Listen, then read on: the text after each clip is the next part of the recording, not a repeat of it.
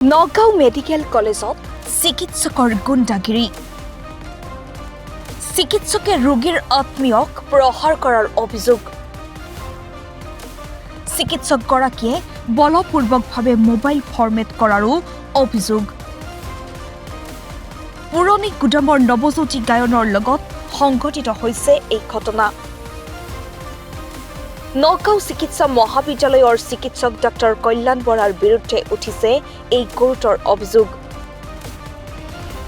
ইটাচালি আৰক্ষী চকীত ঘটনা সন্দৰ্ভত ভুক্তভোগী নৱজ্যোতি গায়নে এজাহাৰ দাখিল কৰিছে মোৰ লগতে বন্ধু এগৰাকী আছিলে মই কৈছো বোলো মানুহ এগৰাকীটো আমাৰ চকুৰ আগতে ঢুকাই গ'ল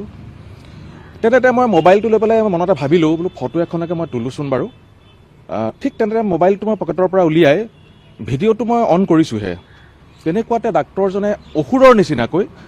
আপুনি বন্ধ কৰক মোবাইল বন্ধ কৰক ইয়াত ভিডিঅ' নকৰিব ভিডিঅ' কৰিবলৈ আপুনি কোন বুলি একদম দৌৰি আহি মোৰ হাতৰ পৰা মোবাইলটো আছাৰ মাৰি লৈ গুচি গ'ল আজুৰি লৈ গৈছে ভাগ্যক্ৰমে মোবাইলটো পৰি পেলাই ভাগি নগ'ল তাৰপিছতে মোক তেওঁ মোৰ ডিঙিত ধৰি পেলাই মোক গতিয়াইছে ৰুমৰ পৰা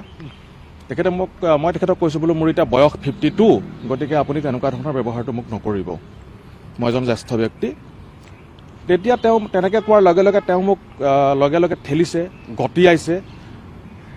অলপ পিছত মই যেতিয়া কৰিডৰটোৰে মই আগলৈ গৈ আছোঁ তেখেত মোৰ পিছে পিছে গৈ আছে পিছে গৈ থাকোঁতে মোক পিঠিত এটা গোৰ মাৰিছে ইয়াতে মোৰ কঁকালত এটা গোৰ মাৰি দিছে মই একদম কৰফাল খাই লুটি খাই পৰি গ'লোঁ তাতে